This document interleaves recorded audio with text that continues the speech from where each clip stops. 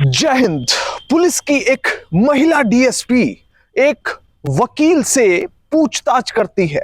दरअसल वकील पर एक घोटाले को लेकर आरोप लगे थे, जिसके बाद सीआईडी वकील के खिलाफ जांच कर रही थी। अब इस जांच में महिला डीएसपी ने कथित तौर पर कुछ ऐसा किया जिसके 7 दिनों के अंदर इस वकील की, जिससे पूछताछ की गई थी, उसकी मौत हो जाती है। और वकील की मौत के बाद बड़ा बवाल हो जाता है, जिसके बाद महिला डीएसपी को गिरफ्तार कर लिया जाता है। इस केस के बारे में बात करेंगे, पर सबसे पहले आपसे अपील कि आप बड़ी संख्या में हमारे वीडियोस को देख रहे हैं पर चैनल सब्सक्राइब नहीं कर रहे। अगर आप इस वीडियो को देख रहे हैं तो फौरन चैनल को सब्सक्राइब कीजिए, बेल नोटिफिकेशन ऑन कीजिए, वीडियो को ज्यादा से ज्यादा शेयर करें और इसके साथ ही अपना कमेंट देना ना भूलें। इस पूरे केस की सच्चाई जानने के लिए आपको चलना पड़ेगा कर्नाटक में, जहां पर एक महिला लॉयर, जो कि एक बड़ी बिजनेसमैन भी थी, उसके द्वारा कथित तौर पर अपनी जीवन लीला समाप्त कर ली जाती है। यानी कि रहस्यमय तरीके से मौत हो जाती है और उसके बाद बड़ा बवाल मचता है। दरअसल इस महिला लॉयर पर कई बड़े आरोप लगे थे, जिसके बाद सीआईडी ने जांच की और सीआईडी में डीएसपी साहब खुद तैनात थी, जिनका नाम था महालक्ष्मी। इन्हीं के अंडर इन्वेस्टिगेशन हुई और इसी इन्वेस्टिगेशन के बाद ये जो लॉयर है वो इस दुनिया से चली गई। अब ये केस कहां से जुड़ा है? दरअसल एक घोटाला हुआ था, भोवी डेवलपमेंट कॉरपोरेशन घोटाला। इस कथित घोटाले में तकरीबन 34 करोड़ रुपए खुर्द-बुर्द कर दिए गए, यानी पता ही नहीं चला कि पैसा कहां चला गया। और ये जो पैसा आया था वो आया था भोवी कम्युनिटी के कल्याण के लिए, पर वो पैसा कल्याणकारी कामों के अलावा कई निजी खातों में चला गया, जिसके बाद इस मामले को लेकर हो हल्ला मचा। बहुत ज्यादा लोगों ने इसे लेकर अपनी शिकायतें दर्ज कराई, अपना एतराज दर्ज करवाया और फाइनली इसे लेकर एक जांच शुरू हुई। जब मामले की जांच शुरू हुई तो पता चला कि एक वकील हैं जिनका नाम है जीवा, महिला वकील हैं, और वो एक उद्योगपति या यूं कहें कि बिजनेसमैन भी है, और उनकी कंपनी है अन्निका एंटरप्राइजेस। अन्निका एंटरप्राइजेस में जब खातों की डिटेल निकाली गई बैंक से तो पता चला कि अन्निका एंटरप्राइजेस, जो कि इस वकील की कंपनी थी, उसमें तकरीबन 7 करोड़ 16 लाख रुपए ट्रांसफर किए गए। अब सबसे बड़ा सवाल यह था कि जो पैसा आया एक कम्युनिटी के कल्याण के लिए, वो पैसा सीधे तौर पर एक महिला बिजनेसमैन के खाते में कैसे ट्रांसफर कर दिया गया।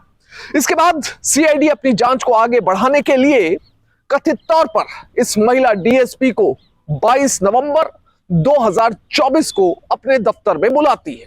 हालांकि रिपोर्टेड फैक्ट्स के मुताबिक इस पूरे केस को लेकर हाई कोर्ट ने डायरेक्शंस दी हुई थी कि जो ये महिला वकील है, इससे फिजिकली पूछताछ ना की जाए बल्कि वर्चुअली पूछताछ की जा सकती है। पर इस डायरेक्शन को कथित तौर पर धत्ता बताते हुए सीआईडी कि डीएसपी ने अपने पास पूछताछ के लिए इस महिला लॉयर को बुला लिया, जिसका नाम जीवा था। अब आरोप यह है कि जब पूछताछ हुई तो उस दौरान महिला वकील से बुरा बिहेवियर किया गया, उसे मानसिक तनाव दिया गया। और इसके साथ ही सबसे बड़ा आरोप यह है कि जिस समय पूछताछ हो रही थी तो उस समय सबके सामने इस महिला लॉयर के कपड़े उतरवाए गए। कपड़े उतरवाने के लिए कथित तौर पर एक एक्सक्यूज दिया गया कि हमें चेक करना है कहीं आपके पास साइनाइड तो नहीं है, कहीं ऐसा ना हो कि आप इस पूछताछ के दौरान साइनाइड खा लें और प्रॉब्लम हमारे लिए क्रिएट हो जाए। साइनाइड खाने से, यानी कि नॉर्मली ये होता है कि जब भी पूछताछ होती है तो पुलिस ये चेक करती है, जेल में भी चेक किया जाता है कि व्यक्ति के पास कोई ऐसा जहरीला पदार्थ ना हो कि वो जो जेल में या पुलिस कस्टडी में जो तनाव होता है उसे ना सहते हुए जहरीला पदार्थ खा ले और अपनी जीवन लीला को समाप्त कर ले। अब ये चेक करने के लिए कपड़े उतरवाए गए, जो कि महिला वकील को कथित तौर पर सही नहीं लगा। इसके साथ ही आरोप यह भी है कि महिला वकील को बहुत ज्यादा बेइज्जत किया गया, और वो बेइज्जती जो है वो अकेले में नहीं बल्कि कई लोगों के सामने की गई, जिससे उन्हें काफी बुरा भी लगा। इसके साथ ही तीसरा और सबसे अहम आरोप यह भी है कि महिला वकील से कहा गया कि अगर इस केस में बचना है तो 25 लाख रुपए दे दो, 25 लाख नहीं दोगी तो इस केस में ऐसा उलझाया जाएगा कि पूरी जिंदगी कोर्ट और थानों के चक्कर ही काटती रहोगी। बहरहाल सीआईडी की ओर से की गई ये पूछताछ जीवा के जीवन को बड़े स्तर पर बदलने वाली थी। उसके जीवन में एक तरह से भूचाल आने वाला था। और आरोप यह है कि जब सीआईडी की डीएसपी महालक्ष्मी ने इस महिला वकील से पूछताछ की, उसके बाद उसे डिस्ट्रेस हुआ, वो डिप्रेशन में चली गई और 7 दिनों के अंदर खबर मिलती है कि महिला लॉयर अब इस दुनिया में नहीं रही। उन्होंने अपनी जीवन लीला समाप्त कर ली। यहां तक तो ठीक था, पर इसके साथ जो एक और इन एडिशन खबर आई वो थी कि इस महिला वकील ने एक 11 पेज का नोट छोड़ा है। उस नोट में एक चीज को बयान किया है कि कैसे सीआईडी के महिला डीएसपी ने उन्हें अपने पास बुलाया पूछताछ के लिए, और उसके बाद उनके साथ किस प्रकार से दुर्व्यवहार किया गया, कपड़े उतरवाए गए, साइनाइड चेक करने के नाम पर, और 25 लाख रुपए की रिश्वत मांगी गई। अब ये जो 11 पेज का नोट निकलकर सामने आया, उसके बाद बड़े स्तर पर सवाल डीएसपी पर खड़े हुए और इन्वेस्टिगेशन को लेकर खड़े हुए। अब ये मामला पुलिस तक ही सीमित रह सकता था। ये हो सकता था कि जो मृतक है उसका परिवार सिर्फ पुलिस में जाता, एफआईआर रजिस्टर करवाता, वहां तक मामला खत्म हो जाता। पर जो जीवा है, जो मृतक है, उसकी बहन संगीता हाई कोर्ट में पहुंचती है।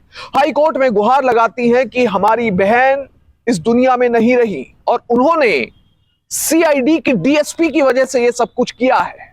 सीआईडी की डीएसपी ने उनके साथ ऐसा व्यवहार किया कि मेरी बहन ने इस दुनिया से जाना बेहतर समझा। अब हाई कोर्ट भी इस मामले को लेकर गंभीरता दिखाते हुए एक एसआईटी का गठन करता है। 3 मेंबरी एसआईटी का गठन किया जाता है, जिसमें कि 2 आईएएस अधिकारी रखे जाते हैं और तीसरे एक सीबीआई के अधिकारी को रखा जाता है। अब जो एसआईटी है अपनी जांच शुरू कर देती है, एक एक पहलू को खंगाला जाता है और सबसे पहले जो सीआईडी का दफ्तर था उसकी video footage, CCTV camera check किए जाते हैं कि आखिर उस दिन क्या हुआ था। और सीसीटीवी कैमरा में काफी बातें निकलकर सामने आ जाती हैं।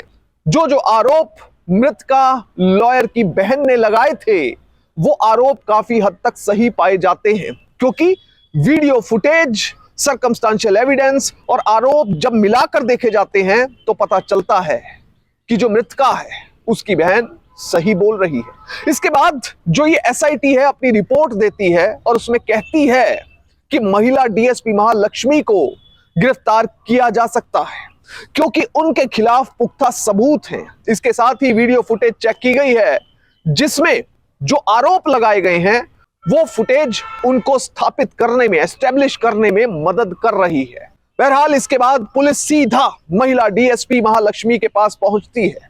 उन्हें बताती है कि मैडम आपको गिरफ्तार करने के आदेश मिले हैं, और जो डीएसपी है उसके पैरों तले जमीन निकल जाती है। देखिए आप कितनी मेहनत करके पुलिस की नौकरी में आते हैं, गजेटेड अफसर बनते हैं, क्योंकि पुलिस में सबसे नीचे की जो गजेटेड पोस्ट होती है वो डिप्टी एसपी की होती है। गजेटेड अफसर बनते हैं और उसके बाद अगर कोई व्यक्ति गिरफ्तार हो जाए तो उसके लिए यह बहुत बड़ा झटका होता है। बहरहाल महिला डीएसपी महालक्ष्मी को गिरफ्तार कर लिया जाता है बेंगलुरु से, बाद में कोर्ट में पेश किया जाता है। अब जो ये महिला डीएसपी है इसके खिलाफ प्रिवेंशन ऑफ करप्शन एक्ट की धारा 7A के तहत मुकदमा रजिस्टर होता है। इसके साथ ही आईपीसी की धारा 108 के तहत भी मुकदमा कायम किया जाता है। बहरहाल अगर पीओसीए की धारा 7 की बात की जाए तो इसके तहत 7 साल तक की सजा होती है और साथ में जुर्माना भी होता है। आखिर में हम ये कह सकते हैं कि इस पूरे मामले में माननीय कोर्ट में जो ट्रायल चलेगा और उसके बाद जो फैसला आएगा वही अंतिम तथ्य और सत्य माना जाएगा। ये जो पूरी रिपोर्ट है वो सब रिपोर्टेड फैक्ट्स और आरोपों के आधार पर तैयार की गई है।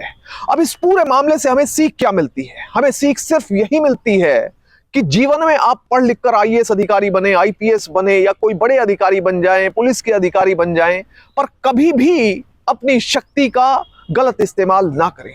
हमेशा अपनी पावर का इस्तेमाल जनता के फायदे के लिए, जनता के कल्याण के लिए करें, क्योंकि ये जो शक्तियां दी गई हैं, ये जो पावर्स दी गई हैं, ये सिर्फ और सिर्फ जनता के कल्याण के लिए ही दी गई हैं, ना कि भ्रष्टाचार या फिर अनैतिक काम करने के लिए दी गई।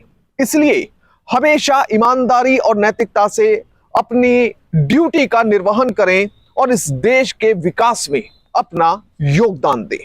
जय हिंद।